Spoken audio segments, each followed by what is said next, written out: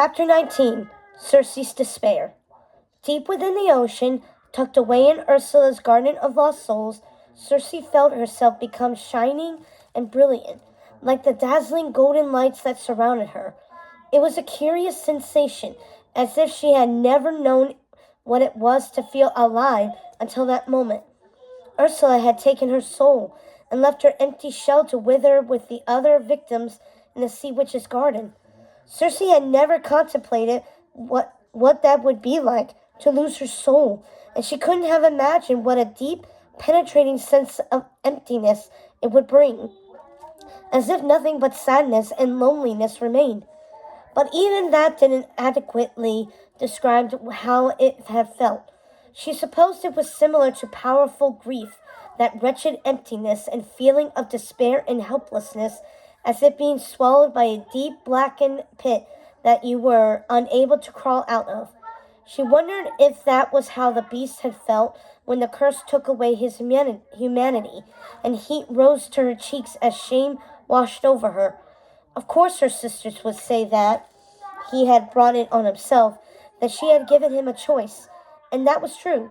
But it hurt her heart to think she had ever managed to cause such pain to another, even if he had deserved it. As she and the other victims rose out of Ursula's garden, freed, she saw the ghastly remains of her captor scattered on the ocean floor, and knew her sisters were probably nearby. She swam with a mermaid's tail, and cringed when she saw large portions of Ursula's severed tentacles, feeling an intense guilt for the part she had to play in Ursula's death. She didn't understand why Ursula had betrayed her, and though she was no longer trapped within Ursula's Garden of Lost Souls, the empty, terrible feeling lingered within her. She just wanted to know why. She had always liked Ursula. She had always been her friend.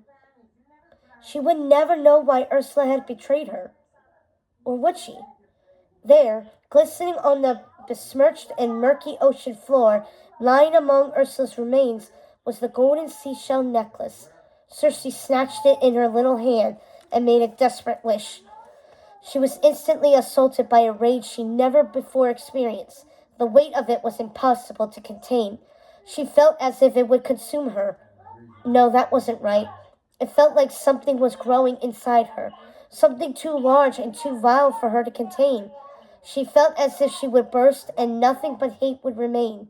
It was unbearable, this pain, this anguish. But the hate and the rage, that was the worst of it. It was like a terrible sickness that wrapped itself around her heart, distorting her mind and filling it with horrific images. Circe's head was filled with visions she didn't understand. Terrible, frightful scenes of a man being slaughtered, pulled literally to pieces by an angry mob, trying to keep it away from a young girl.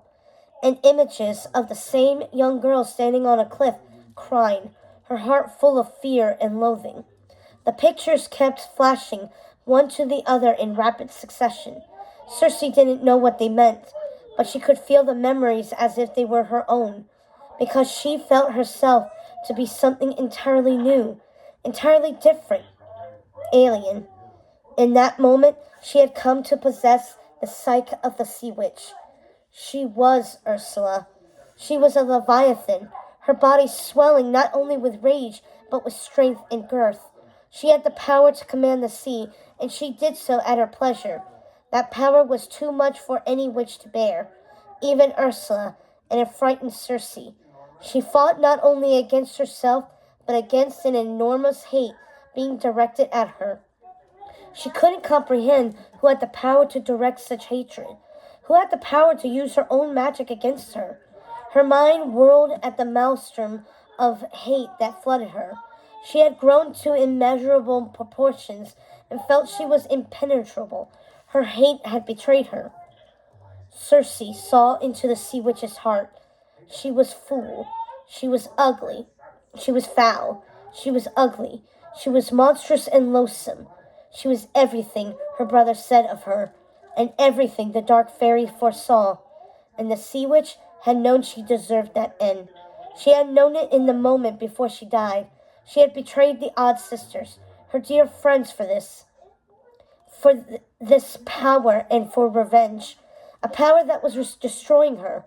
A power she couldn't control. She had no will of her own. The seething hate that had taken possession of her. It was its own creature, and she had no will to command it. She had been dead before Eric took her life. Cersei pealed a frightful scream so loud and so terrible she thought the force of it would rip her throat.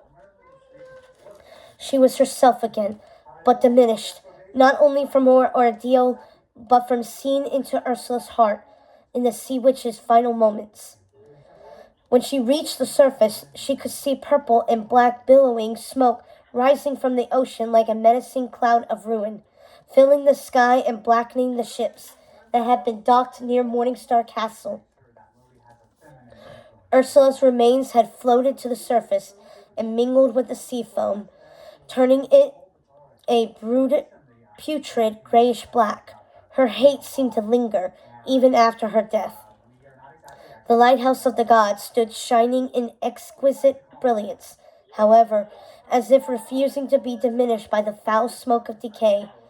As Cersei stepped out of the waves and onto land, it was comforting to have feet again and to feel the sand beneath them. She felt her sisters were near and rushed to the castle in a panic because she knew there was something horribly wrong. She didn't bother with the guardsmen at the gate and simply willed them to let her in. Mr. Hudson greeted her at the door with a panic-stricken look.